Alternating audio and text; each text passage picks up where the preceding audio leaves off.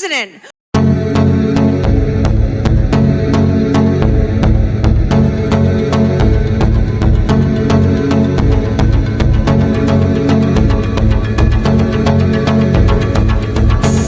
ቁጣና ምሬት የቀሰቀሰው የአሜሪካውያን የተቃውሞ ማዕበል።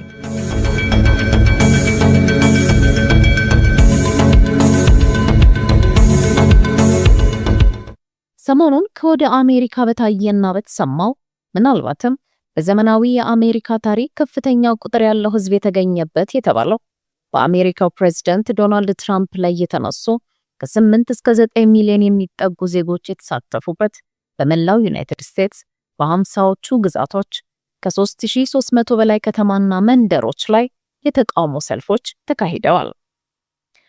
ይህ የኖኪንግ ሰልፍ የትራምፕን ሁለተኛ ዙር አስተዳደር ፖሊሲና ውሳኔዎችን በመቃወም በሰኔና ጥቅምት 2025 እንዲሁም አሁን ደግሞ ለሶስተኛ ጊዜ በመጋቢት 2026 በመላ አሜሪካ ውስጥ የተካሄደ የህዝብ ሰልፍ ነው።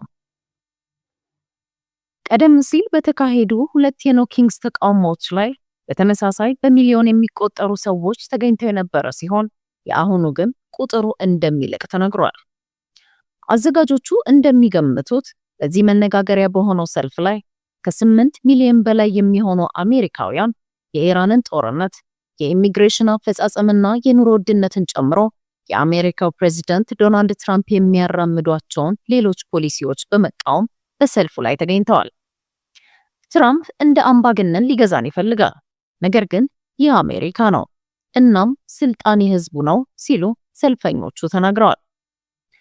ቅዳሜ ዕለት ሙሉ ቀን በነበረው በዚህ ሰልፍ ላይ ከሚኒያፖሊስ፣ ቦስተን፣ ፊላደልፊያ፣ ቺካጎ፣ ኒውዮርክ፣ ሎስ አንጀለስ እስከ በመላው አገሪቱ የሚገኙ ትናንሽ ከተሞችና መንደሮች ድረስ እንዲሁም እንደ ፓሪስ፣ ለንደንና ሊዝበንን ባሉ ከተሞች የሚኖሩ አሜሪካውያን ጭምር ለተቃውሞ ሰልፎቹ ተሰባስበዋል። በሴንት ፖል ከሚገኘው የስቴት ካፒቶል ህንፃ ውጭ ያሉ መንገዶችን በመቶ ሺዎች በሚቆጠሩ ሰዎች ተሞልተው ታይተዋል። በተመሳሳይ በሺዎች የሚቆጠሩ ሰዎች በኒውዮርክ ታይምስ አደባባይ ሰልፍ ያደረጉ ሲሆን የአገዛዝ ለውጥ የሚጀምረው ከቤት ነው የሚልና መሰል ጸረ ጦርነት ባነሮችን ይዘው ተስተውለዋል። ቀደም ሲል በነበሩት የኖኪንግ ሰልፎች ላይ እንደታየው ሁሉ በዚህኛው ዙርም ተቃዋሚዎች የትራምፕን የምክትል ፕሬዝዳንት ጄዲ ቬንስና ሌሎች የአስተዳደር ባለስልጣናት ምስሎችን በመያዝ ከስልጣን እንዲወርዱና እንዲታሰሩ ጥሪ አቅርበዋል። በቅዳሜው ትዕይንት ሬኒ ኒኮል ጉድና አሌክስ ፕሬት የተባሉ ሁለት የአሜሪካ ዜጎች በጥር ወር በፌዴራል የኢሚግሬሽን ወኪሎች በተገደሉበት ሚኒሶታ የተካሄደው ሰልፍ ትልቁ ሲሆን የእነሱ ሞት በትራምፕ አስተዳደር የኢሚግሬሽን ስልቶች ላይ ከፍተኛ ቁጣንና ተቃውሞዎችን በመላ አገሪቱ አስነስቶም ነበር።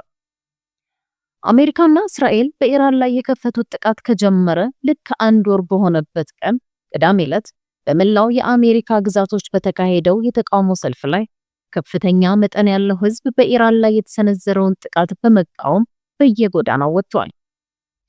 በዋና ከተማዋ ዋሽንግተን የሚገኙ በርካታ ተቃዋሚዎች በግጭቱ ምክንያት የነዳጅ ዋጋ እየጨመረ ነው ብለው ለማስቆም የሚጠይቁ ፖስተሮችን ይዘው ታይተዋል።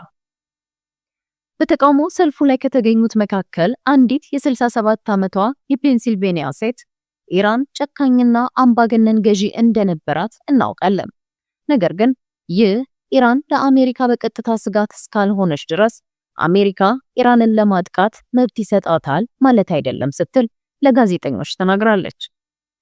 ክዋኔው የህዝቡን የትኩረት አቅጣጫ ከሟቹ የወሲብ ወንጀለኛ ጄፍሪ ኤፕስቴን ፋይሎች ለማስቀየር ትራምፕ ያደረጉት ጥረት አካል እንደሆነም ጠቁማለች።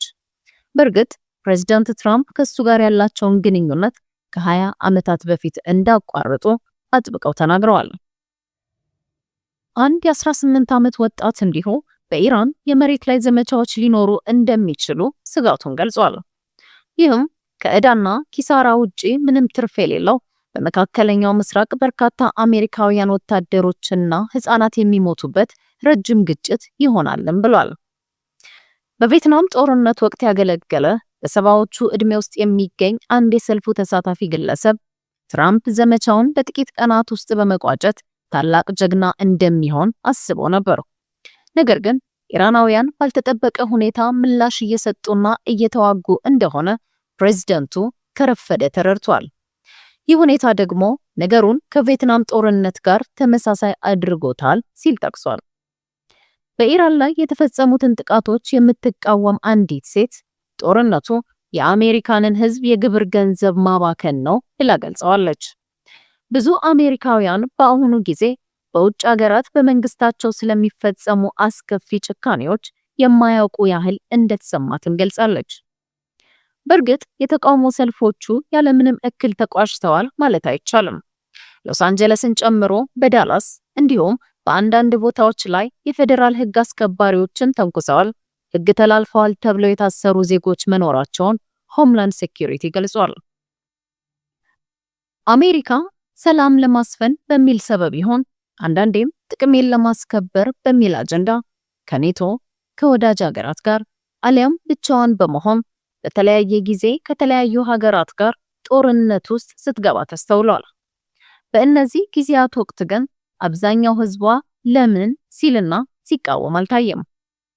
እንደ አውሮፓውያኑ አቆጣጠር በ1964 ፕሬዝዳንት ሊንደን ጆንሰን በደቡብ ምስራቅ እስያ ወታደራዊ ኃይል ለመጠቀም ኮንግረሱን ፈቃድ ጠይቀዋል።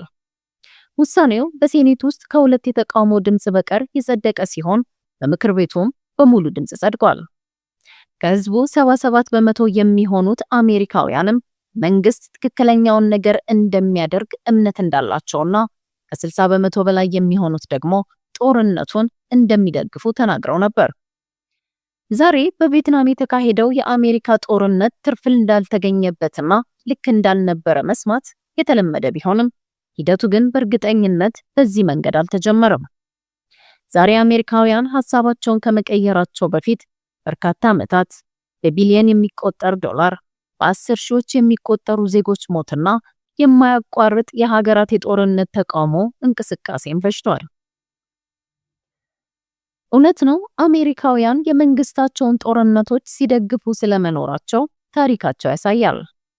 ምንም እንኳን በኋላ ላይ አልቃይዳ እንደፈጸመው ቢነገርም አብዛኛዎቹ አሜሪካውያን ሳዳም ሁሴን ለ9/11 ጥቃት ተጠያቂ እንደሆነ በጅምላና በጭፍን ከማመናቸውም በላይ አሜሪካ በኢራቅ ላይ የተፈጸመችውን ህገወጥ ጦርነት እንደደገፉ መዘንጋት የለብንም። ወረራው ከተፈጸመ ከአንድ ወር በኋላም ለጦርነቱ የተሰጠው ድጋፍ ወደ 74 በመቶ አድጎ ነበር። የአሜሪካ ህዝብና መሪዎቿ የኋላ ስህተት ነበር ብለው የተቆጩበት 20 ዓመታትን የፈጀው የአፍጋኒስታን ጦርነትም ሌላው ማሳያ ነው።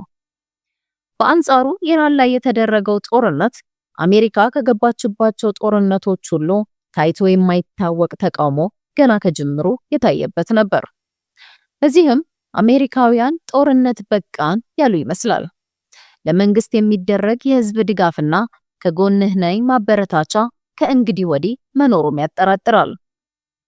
ሆኖም ፕሬዝዳንት ዶናልድ ትራምፕ ኢራንን ለማጥቃት የህዝቡንም ሆነ የኮንግረሱን ይሁንታ ለማግኘት አልተጨነቁም። ይልቅስ በማናለብኝነት ወደ ጦርነቱ ገብተዋል። እናም አንድ ወር በፈጀው የመካከለኛው ምስራቅ ጦርነት ዙሪያ የተሰጡ የህዝብ አስተያየቶች እንደሚያሳዩት ምንም እንኳን እስከ መጋቢት 28 2026 ድረስ ወደ የተደራጀ ህዝባዊ ተቃውሞ ያልተለወጠ ቢሆንም አብዛኛዎቹ አሜሪካውያን በኢራን የሚካሄደውን የእስራኤል አሜሪካንን ጦርነት እንደሚቃወሙና መንግስት ትክክለኛውን ነገር እንደሚያደርግ የሚያምኑት 17 በመቶ ብቻ መሆናቸው ተገልጿል። ትራምፕ በጥር 2025 ወደ ዋይት ሃውስ ከተመለሱ በኋላ ምንም እንኳን የክልል ግዛት አስተዳዳሪዎች ተቃውሞ ቢኖርባቸውም የፌዴራል መንግስትን ክፍሎች ለማፍረስ የአስፈጻሚ ትዕዛዞችን በመጠቀምና የብሔራዊ ጥበቃ ወታደሮችን ወደ አሜሪካ ከተሞች በማሰማራት የፕሬዝዳንታዊ ስልጣን ወሰንን አስፍተዋል። ፕሬዝዳንቱ በችግር ውስጥ ያለች ሀገርን እንደገና ለመገንባት እየወሰዱት ያለው እርምጃ አስፈላጊ መሆኑንና የአምባገነን ባህሪ ያለው ሰው ነው የሚለውን ክስ እንደማይቀበሉም ተናግረዋል። እኔን አምባገነን ንጉስ ብለው ይጠሩኛል፣ ነገር ግን እኔ ንጉስ አይደለሁም ሲሉ በጥቅምት ወር ከፎክስ ኒውስ ጋር ባደረጉት ቃለ ምልልስ ተናግረዋል። ነገር ግን የአስተዳደራቸው አንዳንድ እርምጃዎች ህገ መንግስታዊ ያልሆኑና ለአሜሪካ ዲሞክራሲ ስጋት መሆናቸውን ተቺዎች ያስጠነቅቃሉ። በተለያየ ጊዜ እስራኤልን በመደገፍ የሚይዙት አቋምም ሌላው የሚወቀሱበት ጉዳይ ነው። ዳሩ ትራምፕ ነገሩን ጆሮ ዳባ ልበስ ብለው ቢያልፉትም የሆነ ሆኖ ፕሬዝዳንቱ ትከሻቸውን ከመስበቅ ያለፈ የቱንም ክስና ወቀሳ ጉዳዬ ያሉት አይመስሉም። ለዚያም ነው ትራምፕ በተቃውሞ ሰልፉ ዕለት በፍሎሪዳ ዌስት ፓልም ቢች የጎልፍ ጨዋታ ላይ የተገኙት። በተጨማሪም ትራምፕ በዚህ ከፍተኛ የተቃውሞ ማዕበል እንደማይረበሹና የተቃውሞ ሰልፉ ሽፋን የሚሰጡት ሪፖርተሮች እንጂ የትራምፕ አስተዳደር ግድ እንደሌለውም በዋይት ሃውስ አመራሮቻቸው በኩል አጋርተዋል። እናስ ይህ ቀን በአሜሪካ ታሪክ ከፍተኛ ሕዝብ የተገኘበት የተቃውሞ ሰልፍ ከመባል ባለፈ አቅጣጫ ቀያሪ ክስተት ተብሎ የሚታወስ ይሆን? እንደ ሕዝቡ ዕቅድና ዓላማ አሜሪካ በርካታ ቢሊዮን ዶላሮችንና የምጣኔ ሀብትን እየገበረችበት ካለው የኢራን ጦርነት ወጥታ በርካታ የፖሊሲ ግድፈቶች ያሉትን የትራምፕ አስተዳደር ከዋይት ሃውስ አስወግዳ በምትኩ ነፃና ፍትሃዊ ስርዓትን ለመተካት እንደ ጠንካራ መሰረት ትጠቀምበት ይሆናል? መልሱ በይደር ይቆየን። ሰላም።